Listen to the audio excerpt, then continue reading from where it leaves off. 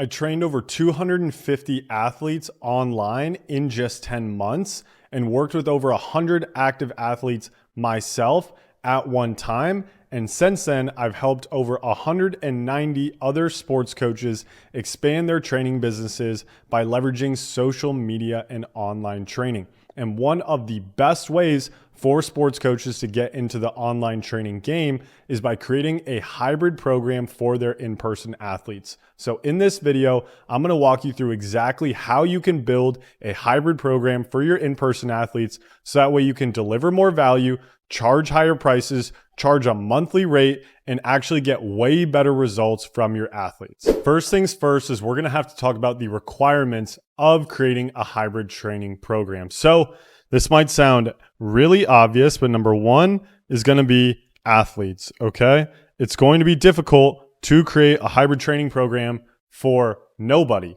okay? So what we need to do first is make sure that we actually have athletes that we want to train, okay? Number two is going to be an online training platform, okay? And so obviously there are a bunch of apps out there that you can use, and we have a partnership in my company called Connect, and Connect is a great training platform that you can go ahead and use. You can look them up. They are absolutely awesome, and they are, probably the best training app that I've ever seen, but you don't necessarily have to use them. We've seen a lot of people have a lot of success with like Google Sheets or just different things like that, right? And then number three is a willingness to learn, okay? Because if you're watching this video, there's a high likelihood that you've been doing things the exact same way for a really long time. And while, in-person lessons aren't necessarily a bad thing, right? They can be great for the development of athletes.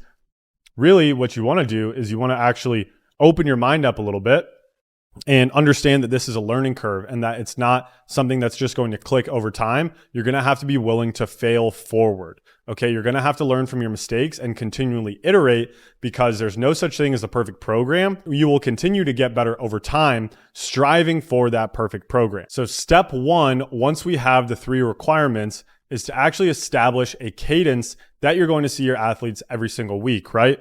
So we're going to say, let's say a lot of you guys out there maybe are training your athletes and you see them once a week, but it's at a different time every single week. In order to really maximize the efficiency of this, you're going to want to establish a specific time that your athletes come in, or at least get them to commit to, hey, I'm going to come in once a week every single week. Maybe it doesn't have to be on the same day every single week, but ideally in a perfect world, it would be same day, same time. So that way you can maximize the efficiency of your overall training business, right?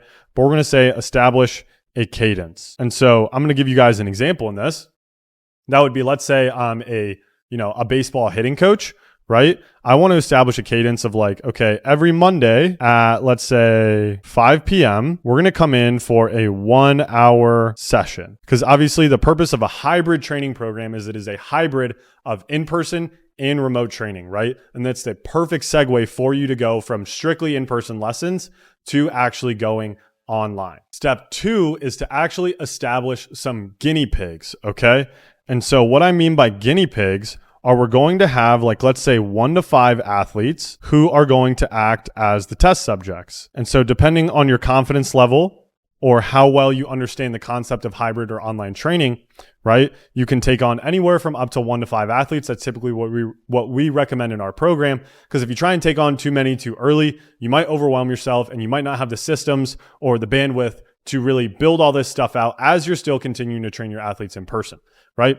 And so we don't necessarily want to charge, or we don't have to charge for this, although we can. And I honestly would recommend that you do. But for a lot of people, maybe they don't feel comfortable charging for something that they don't 100% believe in yet. And so if you're just dipping your toe in the water, you don't necessarily have to charge them right off the bat, okay? They're going to be your guinea pigs for a reason, okay? They're going to be giving you lots of feedback, and you're going to be able to create the foundations for your program to grow upon. Step number three is we're going to ask ourselves the question, if we could see this athlete every single day and we had total control over their entire development plan, what would we have them do every single day? And so for this specific example, right, if we're going to stay with the hitter, okay, so we're going to have them do a daily hitting routine, right? Because there's a saying, the guys that hit the most hit the most.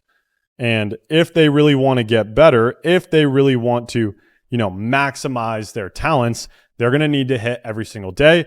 And so I'm going to build them a daily hitting routine. Okay. Number 2, a strength training plan.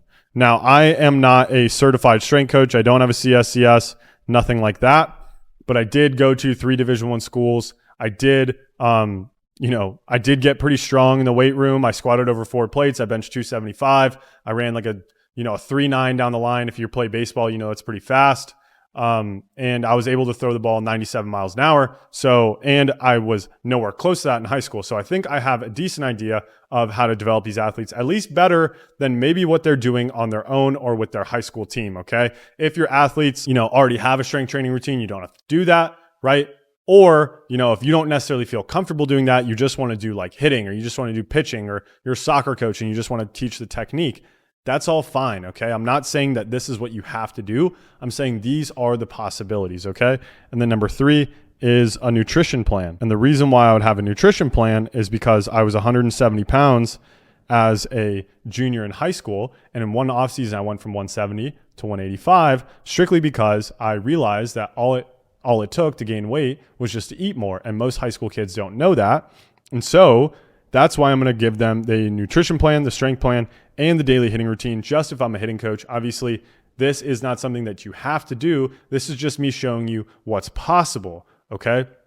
Do not get wrapped up in the fact that you have to do all this and how much work it's going to take, et cetera, et cetera, et cetera. And we don't have to hit it out of the park on our very first one, right? These are just our guinea pigs. We're creating the foundations for the program to build upon and take on more and more and more people. Once we've asked ourselves the question, what exactly would I have these athletes do every single day? If I had total control over their development, whatever I feel most comfortable giving to these athletes, okay, I'm going to actually write out the plan. Okay, I'm going to write the plan, and you can do this on paper. You can do it on Google Docs. You can do it wherever you want, right? It doesn't matter. You just need to get what's in your mind out on paper, and that's going to make it real. Okay, so we want to make it real. And the reason why we want to make it real is because most of you guys watching this probably have a really good idea of what athletes need to do every single day. However, you've never gotten it out of your mind. Okay, and once you get it out of your mind and on paper, you can start to see how this plan is actually going to come together. Okay. And so for me in this example, right, I would have them train, let's say 5 days a week. And then on weekends, typically in high school, athletes are going to play, right? So Monday, I'm going to have them do their in-person, and then I'm going to have them do like, let's say an upper body lift. So that is going to be their work for Monday. Okay. Tuesday. And obviously if your athletes, like let's say play on travel teams, or they play on high school teams, or, they have other commitments, this is where you get to create the program specifically for them. Okay.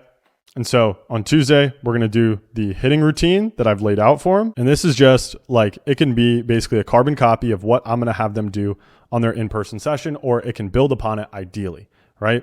So I'm going to have them do their hitting routine. And then I'm going to have them do a lower body lift. On Wednesday, it's going to be very similar, right? Because when you're developing a skill, the most important thing is reps. And so I'm not trying to reinvent the wheel here. I'm going to probably have them do very similar things every single day. And maybe I want them to focus on different things for different parts of the week. That is entirely up to you. I'm just here showing you what's possible. And then I'm going to have them do like a mobility routine, let's say. Right? Because I don't want them to be completely inactive. I want them to still get their bodies going, et cetera, et cetera. After that, on Thursday, I'm going to have them do what they did on Tuesday, but obviously maybe a little bit different of a lift.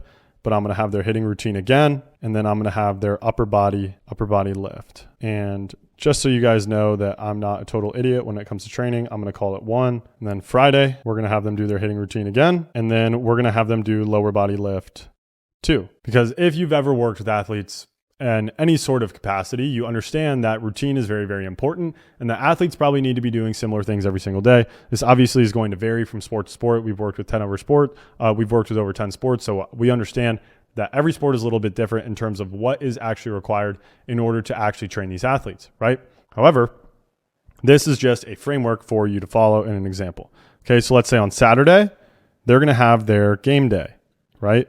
Maybe they're going to play 2 games on Saturday. And then what I'm going to do is I'm going to have them video their at-bats and then send it to me. And then I'm going to have them do the exact same thing on Sunday, because a lot of the times these tournament teams, especially in the summer, they'll play like 4 games on a weekend, right? They'll play 2 double headers. So we're going to have game day. Then we're going to have them video their at-bats. And then they're going to send it to me. Excuse my handwriting if you can't read that. I'm trying to talk along with it at the same time, okay? And so this is what their daily routine is going to look like. Like, let's say it's the summer plan, right?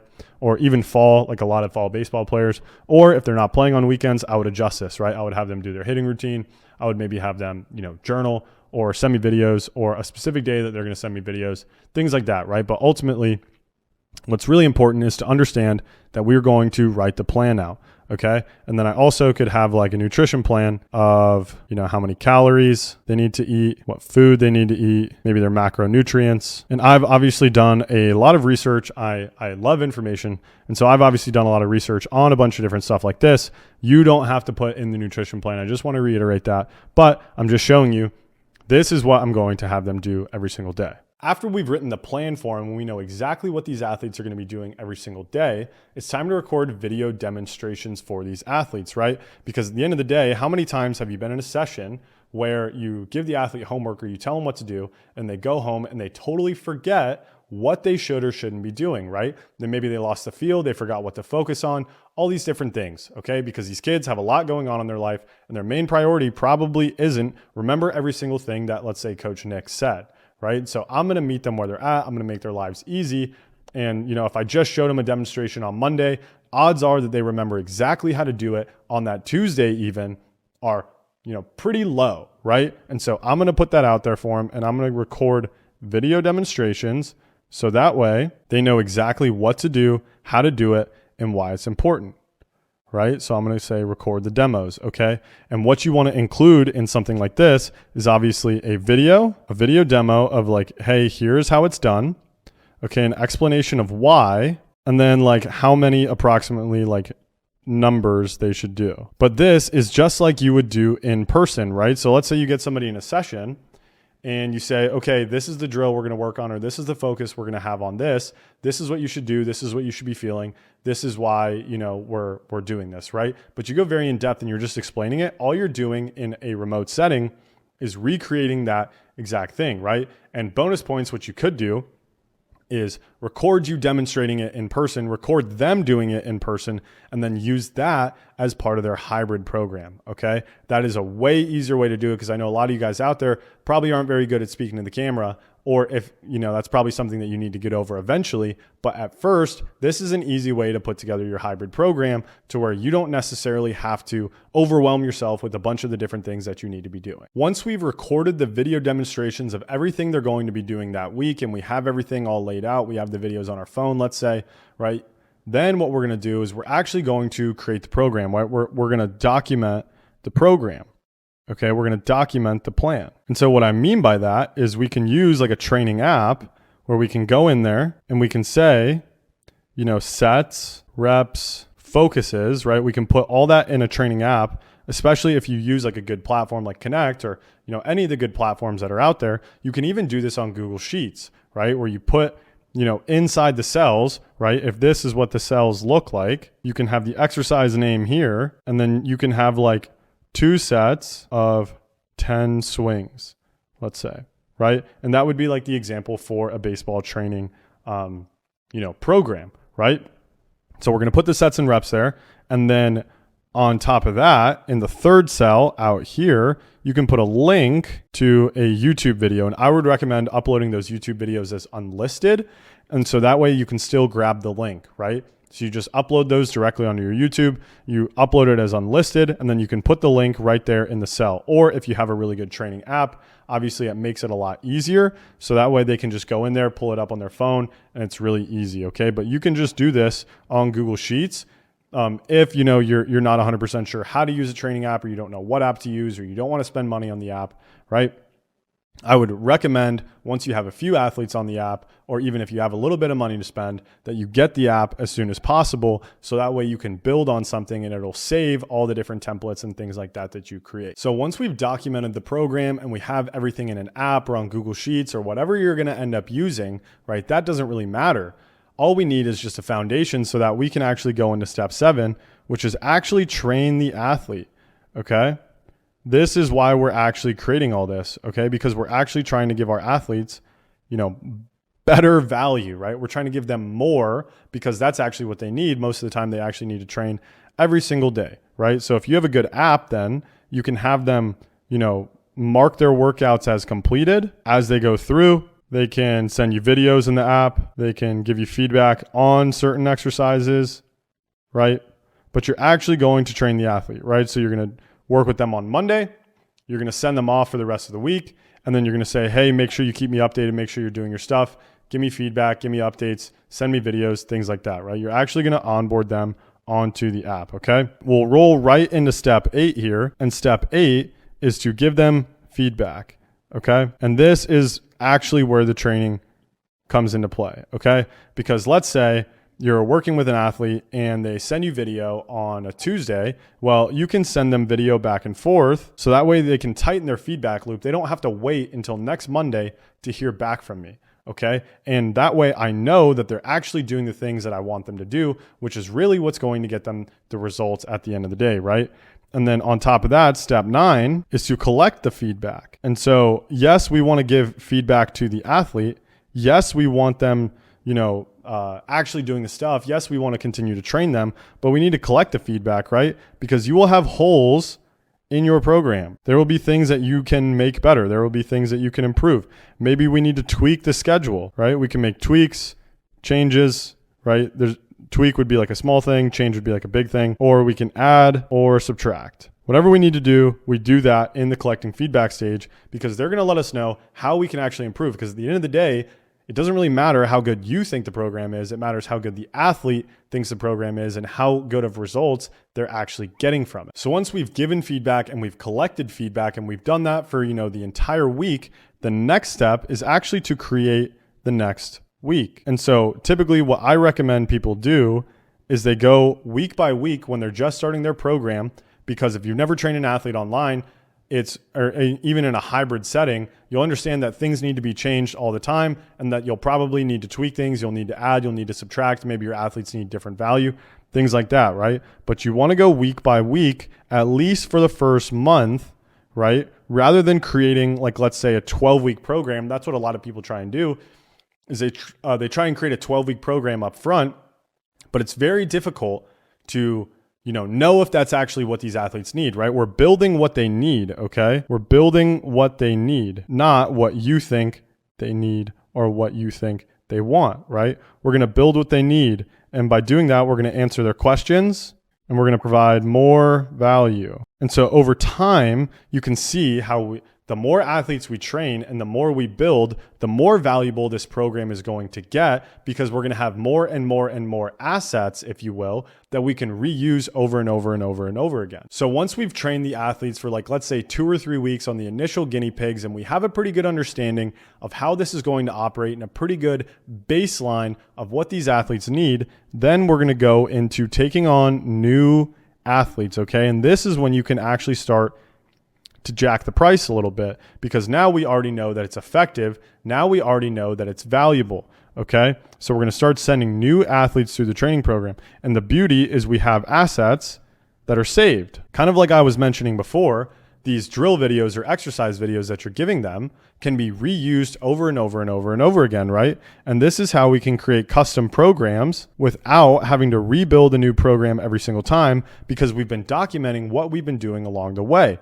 Right? And this is where the game really starts to get fun, because you can create custom programs and give people individual feedback with just a click of a button. So once we have a really good understanding of how to train these athletes, we have new athletes coming through, we have a really good hybrid program, and we've transitioned as many of our in-person athletes into a hybrid program as possible, then the choice is yours to expand your business online, right? And so the purpose of the hybrid program is obviously to deliver more value to your in-person athletes. However, there are probably tons of athletes out there that you can't reach, okay?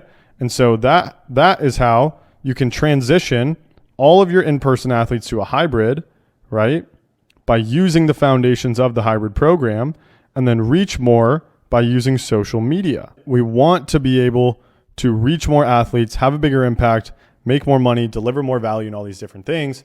And so that is how you can create a hybrid program and then eventually expand your training business online using the foundations of the hybrid program. If you want to learn how we've helped over 190 sports coaches across 10 different sports expand their training businesses by leveraging social media and online training, then go ahead and give the video that pops up right here somewhere on the screen a watch. It'll walk you through the entire process and exactly how you can do it too.